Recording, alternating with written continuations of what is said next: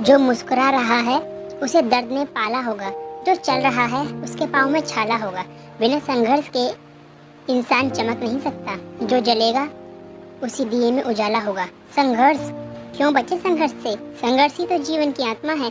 जितना कठिन संघर्ष होगा उतना ही शानदार जीत होगी। एक बार एक किसान भगवान से बहुत ही नाराज हो गया। किसान बहुत मेहनती था, बहुत मेहनत से वह खेतों में अनाज उगाता, उसकी देखभाल करता, पर अक्सर उसकी फसल खराब हो जाती। कभी सूखा पड़ जाता, कभी बाढ़ आ जाती, कभी तेज धूप, कभी आंधी। कोई ना कोई कारण बन ही जाता कि उसकी फसल खराब हो जाती। एक दिन वह किसान गुस्से में आसमान की ओर देखकर भगवान से कहने लगा, हे ईश्वर, आपको लोग सर्वज्ञ मानते हैं कि आप सब जानते हैं। कहते हैं कि आपके इच्छा बिना एक पत्ता भी नहीं हिलता। पर मुझे तो लगता है कि आप छोटी से छोटी बात भी नहीं जानते। आप तो यह भी नहीं जानते कि खेतीबाड़ी कैसे करते हैं। अगर आप जानते होते तो हर समय ये बाढ़, आंधी और तूफान नहीं आते, वो कभी नहीं आते। आप नहीं जानते कि कितना नुकसान उठाना पड़ता है हम किसानों को। यदि आप मेरे हाथ में ये शक्ति दे दें कि जैसा मैं चाहूँ वैसा ही मौसम हो जाए, फिर आप देखना मैं कैसे भंडार लगा दूंगा।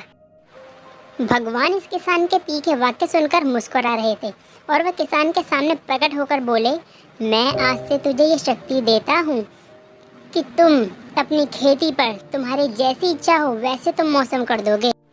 मैं बिल्कुल भी दखल नहीं दूंगा, तुम्हारी इच्छा से सब कुछ होगा। किसान बहुत खुश हो गया। किसान ने गेहूं की फसल अपने खेतों में बोई।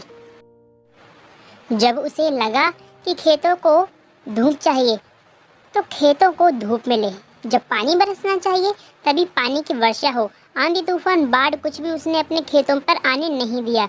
किसान के खेतों में इस वर्ष ऐसी फसल हुई जैसी कभी नहीं हुई थी। सोचने लगा कि अब तो सबूत के साथ दिखाऊंगा भगवान को कि इसे कहते हैं असली शक्ति का उपयोग। मेरी सफलता देखकर उन्हें अपने नियम जरूर बदलने पड़ेंगे। कुछ दिन गुजरे, फसल कटने को तैयार हो गई। किसान बहुत उत्सुकता के साथ फसल को काटने लगा, पर जैसे ही उसकी नज़र गेहूं की बालियों पर गई तो उसने अपना सिर पीटना और वह रोना चिल्लाना शुरू कर दिया। गेहूं की एक भी बाली के अंदर गेहूं का दाना नहीं था। सारी बालियां अंदर से खाली थी। किसान बहुत दुखी हो गया। उसने भगवान को रोते हुए फिर पुकारा, हे प्रभु, तुमने ये मेरे साथ क्या किया? क्या तुमने मुझे कोई सज़ा दी? भगवान बोले, पुत्र, ये तो होना ही था। तुमने पौधों को संघर्ष करने का मौका ही नहीं दिया। ना तो तुमने उन्हें आंधियों से जूझने दिया, न तेज बारिश से सहने दिया और ना ही धूप में तपने दिया। एक भी चुनौती का सामना तुमने उन्हें नहीं करने दिया। इसीलिए सारे पौधे अंदर से खोखले रह गए।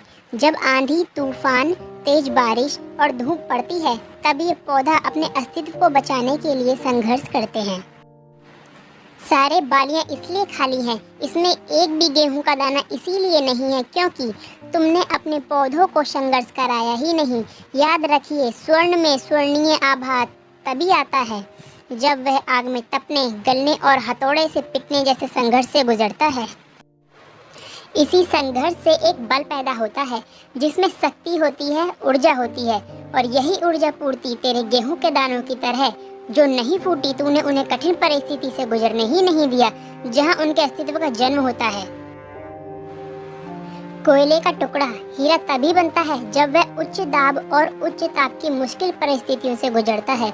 इसी तरह यदि हमारी जिंदगी में कोई संघर्ष ही ना हो, कोई चुनौती ही ना हो, तो हम भी गेहूं की बालियों की तरह खोखले रह जाएंगे। कोई अस्तित्व नहीं होगा हमारा। विपरीत परिस्थितियाँ, चुनौतियाँ, समस्याएं हमें और अधिक निखारती हैं। यदि जीवन में कठिन परिस्थितियाँ और चुनौतियाँ आए तो घबराना मत, बल्कि उनका सामना करना। विश्वास करना कि आप और अधिक निखर जाओगे और अधिक मजबूत बन जाओगे। किसी ने कितना सही कहा है, जिंदगी जीना आसान नहीं होता, बिना संघर्ष कोई महान नहीं होता। जब तक ना पड़े हथौड़े की चोट तब तक पत्थर भी भगवान नहीं होता। ऐसे ही अनोखी कहानी सुनने के लिए हमारे चैनल को सब्सक्राइब करें।